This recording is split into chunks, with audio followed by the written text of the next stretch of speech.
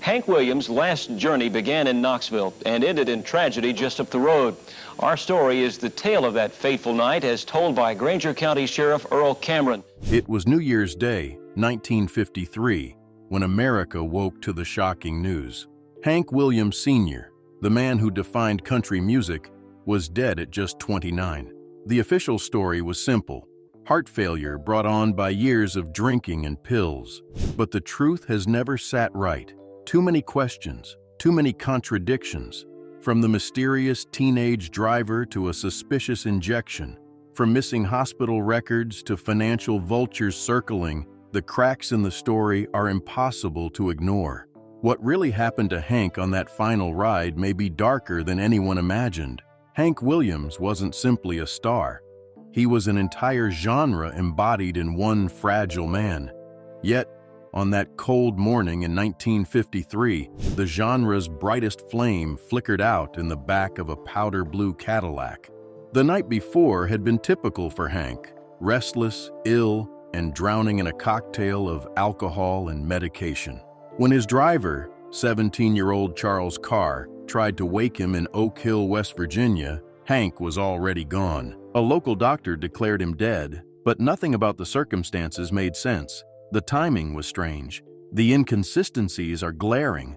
How had no one noticed sooner? Why was such a sick man pushed into a grueling overnight drive?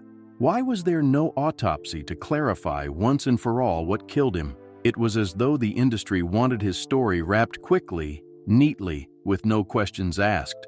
But country music fans and historians have never stopped asking, and in recent years the answers point to something far darker. Born Hiram King Williams in a poor Alabama town, Hank's life began steeped in struggle. His father, a veteran, was institutionalized when Hank was just 6. Poverty gnawed at the family, leaving young Hank to shoulder responsibilities too heavy for his age. By 8, he had built his own guitar from a cigar box, strumming away the pain of a fractured childhood. His mother, Lily, did her best, playing organ at church and pushing Hank toward music. But the scars of abandonment and hardship ran deep. His spinal condition, spina bifida occulta, made the physical weight even harder to bear. Back pain crippled him from his teenage years, fueling a dangerous reliance on alcohol. To the outside world, he was a gifted boy with a voice drenched in sorrow. To those closer, he was a lonely child forced into adulthood before his time. This emotional cocktail became the very essence of his music: raw, heartbreaking, and instantly relatable. By the time he reached his late teens, Hank was already performing on radio shows in Montgomery, drawing notice for his uncanny ability to turn suffering into sound. But the foundation of his life was fragile. Poverty, illness, and a broken family ensured he was carrying burdens that would never quite leave him. The boy who had once leaned on music to escape hardship was already laying the groundwork for songs that spoke to millions, even as they foreshadowed the torment of the man he would become. The world saw him as untouchable, but Hank Williams carried invisible chains. His spinal disorder meant pain shadowed his every step. Alcohol offered a quick escape, but it quickly became a crutch. By the time he was 20, he was drinking heavily, often showing up to shows already half gone. Doctors gave him morphine and chloral hydrate for relief, but these medicines did little more than trap him deeper in dependency. The man who sang, "I'm so lonesome I could cry," wasn't just writing lines. He was bleeding out his own reality. The industry noticed his talent, but not his fragility.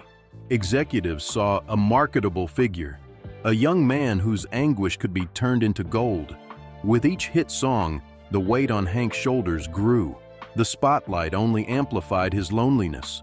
By his mid-20s, his name was everywhere, his voice a national obsession. But behind every performance was a man battling not only physical agony, but also emotional despair. He had become both patient and prisoner, caught between a failing body and an audience that demanded more. The very music that made him immortal was born from this struggle, a haunting paradox that left him drained. Instead of protecting him, those closest to him pressed harder, urging him to sing, perform, and tour despite his condition. Every show meant money. Every delay meant losses. And so the young man who needed rest most of all was pushed back into the endless cycle of travel, painkillers, alcohol, and exhaustion. The late 1940s turned Hank Williams from a local act into a household name. With Move It On Over in 1947, he broke into the charts. But it was Lovesick Blues 2 years later that launched him into superstardom, earning him a place at the Grand Ole Opry.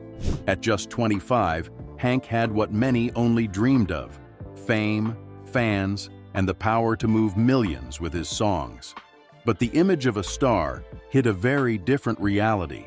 He was exhausted, unwell, and sinking further into addiction. His marriage to Audrey was collapsing, his health deteriorating, and his erratic behavior became impossible to ignore. In 1952, the Opry fired him after too many missed shows and sloppy performances. Nashville loved his songs but couldn't handle the man behind them. Yet even as his personal life spiraled, the hits kept coming. Cold, Cold Heart, Your Cheatin' Heart, and I'm So Lonesome I Could Cry captured audiences precisely because they were born of real heartbreak. Hank poured his pain into lyrics, and the industry cashed in on every tear. He wasn't nurtured as an artist, he was mined like a resource. By 1952, Hank was both a legend and a liability. Promoters knew he could still draw crowds, even drunk, even broken, so the machine kept running. No matter how sick he became, the tours continued. It was a dangerous game, pushing a fragile man to his limits while ignoring the toll it was taking on his body and soul. The final days of 1952 set the stage for the tragedy to come. Hank was booked for New Year's shows in West Virginia and Ohio. Too sick to fly, his handlers arranged for a long drive instead. Enter Charles Carr, a 17-year-old college student with no medical training, tasked with driving a superstar across winter highways in a Cadillac. Hank was already frail, dependent on alcohol and medication, and barely able to walk unassisted. Yet he was packed into the back seat and sent on the road. Somewhere along the journey, his body gave out. Carr would later claim Hank was alive when they left Knoxville, even speaking briefly. But witnesses along the route gave conflicting reports. Some gas station attendants swore Hank never moved. Others described him slumped unnaturally. By the time Carr stopped in Oak Hill, West Virginia, Hank was unresponsive. A doctor pronounced him dead, listing heart failure as the cause. But no autopsy was ever performed. No toxicology report was ordered. For a man of Hank's stature, it was shockingly rushed. Why was there such little effort to confirm the truth? Was it convenient? Was it fear of what might be uncovered? The official story was simple, but the details never lined up. To this day, that final ride remains one of the most unsettling mysteries in music history, raising questions that still haunt fans. Was Hank already dead when the trip began? And if so, why was his body driven hundreds of miles through the night? The shadow over Hank's death darkens further with the story of a mysterious injection. On New Year's Eve, just before leaving Knoxville, Hank was reportedly given a shot of morphine mixed with vitamin B12 to ease his tremors. The man who administered it, Dr. Toby Marshall, wasn't licensed to practice medicine. In fact, he was a known fraud, previously convicted of forgery. Why was such a man anywhere near Hank's fragile body? The treatment may have been the final push that killed him. Combined with alcohol and years of weakened health, the injection could have turned deadly. Yet there was no investigation into Marshall's role, no scrutiny of what he had given Hank that night. Witnesses later claimed Hank was already in terrible shape before the drive, slurring, weak, and barely coherent. Did the injection seal his fate? Or worse, was it given knowing it might? The lack of transparency only fuels suspicion. Records from the Knoxville hotel disappeared. Marshall himself faded into obscurity. What remained was an official death certificate that blamed vague heart failure. leaving fans and historians to speculate for decades. If Hank's end was truly an accident, why were so many details hidden? Why were critical medical records erased? And why was his body rushed through the system without the kind of investigation one would expect for a cultural icon? The mystery injection has become one of the most haunting questions surrounding Hank's last hours, and one that points directly to negligence or something far more sinister. Charles Carr was just a teenager, a college freshman thrown into a situation far beyond his years. Hired to drive Hank Williams on what would become his final trip, Carr had no experience in caretaking, no authority, and no real understanding of what he was getting into. He later admitted that Hank was in rough condition before they even left Knoxville, unable to walk without help and visibly unwell. So why did Carr continue driving through the night, across treacherous winter roads, instead of seeking medical help? Some believe he was under strict orders to get Hank to Canton, Ohio, no matter what. Canceling meant refunds, lost money, and angry promoters. The pressure wasn't on Hank's survival, it was on the show. Carr's accounts of the trip only add to the confusion. At times, he said Hank was alive, mumbling, even adjusting his blanket. Other times, he admitted Hank had been unresponsive for hours before Oak Hill. Over the years, his story shifted, raising suspicions that the truth was buried with him. Was he protecting someone? Or was he simply too young and terrified to handle the reality that the biggest star in country music had died in his back seat? The idea that Hank's corpse may have been driven for hours to avoid refunds or scrutiny is chilling, but not impossible. In the end, Carr was left carrying a burden he didn't ask for, a secretive role in one of music's darkest nights. Whether he was an unwitting pawn or a silenced witness, his part in the story has never been fully explained. Audrey Williams was more than just Hank's first wife. She was his partner in music, the mother of his son, and in many ways, the spark that ignited both his success and his downfall. Their marriage was fiery, filled with passion, ambition, and relentless fights. Audrey dreamed of becoming a star in her own right, often pushing to sing duets with Hank despite criticism of her voice. To Hank, she was both muse and tormentor. Their relationship unraveled publicly in 1952, just months before his death.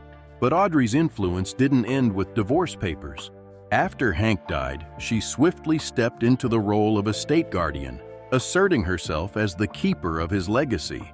Insiders whispered that she was less concerned with preserving Hank's memory and more intent on controlling his fortune. She allegedly withheld personal writings, unreleased songs, and even manipulated financial arrangements in her favor. For fans, Audrey was the grieving widow. Behind the scenes, she was fighting tooth and nail to control the empire Hank left behind. Did she know more about his final days than she revealed? Some believe she played a larger role in the chaos of his last months, leveraging connections to maintain her influence. Whether by ambition, survival, or something darker, Audrey's presence lingers over Hank's death. She was a woman who both loved and warred with him, and in the aftermath, her grip on his estate became one of the most controversial aspects of the tragedy. For many, Audrey remains an enigma, grieving wife or opportunist. When Hank was lowered into the ground, the battle above it had only begun. His death left behind not just music, but money, millions in royalties, publishing rights, and brand power. Who would control it became the burning question. Almost immediately, legal wars ignited. Audrey claimed the right to oversee his estate, while managers and publishers scrambled to secure their shares. Fred Rose, Hank's longtime collaborator and co-founder of Acuff Rose Publications, moved quickly to lock down publishing rights. Insiders alleged that contracts were rewritten, credits adjusted, and royalties siphoned into corporate hands. Meanwhile, Hank Jr., just 3 years old, became the heir to a fortune he wouldn't touch for decades. Court filings turned bitter, with accusations of manipulation, forged documents, and backroom deals. Even Hank's mother, Lily, found herself sidelined in the scramble. The question of a missing person will only deepen suspicions. Some claimed Hank had drafted a new version shortly before his death, cutting certain people out and restructuring his royalties. That document never surfaced. The will that was eventually probated heavily favored Audrey and existing business interests. Fans grieved a legend, but behind closed doors, his death became an opportunity for profiteers. Unreleased recordings were rushed to market, merchandise deals pushed forward, and headlines milked for every dollar. The man who had died nearly broke, with less than $20 in his pocket, suddenly became a posthumous gold mine. For those circling the estate, Hank's absence was lucrative. The tragedy wasn't just that a genius had died young, it was that his death became a business plan. If there was one element that turned suspicion into near certainty, it was the vanishing of records. Hospital reports, travel logs, and even personal letters disappeared in the days and weeks after Hank's death. Documents that could have revealed his medical condition, his mindset, or even his final wishes were quietly buried or destroyed. Witnesses spoke of paperwork being pulled from hotels and hospitals by men in suits shortly after his passing. Why? The missing will is perhaps the most damning piece. Stories persisted that Hank had signed a new version, one that shifted power away from Audrey and longtime business associates. Yet, when probate began, only the old version existed, conveniently benefiting those already in control. Publishing contracts also shifted suspiciously fast. Within weeks, rights to some of his most valuable songs had changed hands, often to shell companies linked to Nashville insiders. Journalists who later tried to investigate hit wall after wall. Bank accounts closed, documents sealed, trails erased. Even decades later, attempts to track Hank's royalties exposed major discrepancies between what was earned and what reached his heirs. To fans, these missing pieces turned his death into an unsolvable riddle. But to insiders, they looked more like deliberate cover-ups. Every vanished record, every sealed file, reinforced the belief that Hank's death was more than a personal tragedy. It was convenient timing for those ready to seize his legacy. And without those documents, the truth about his final days became almost impossible to prove, leaving behind only whispers and suspicion. Hank's story may be over, but the mystery still lingers. Subscribe now for more untold legends, hidden truths, and shocking revelations you won't want to miss.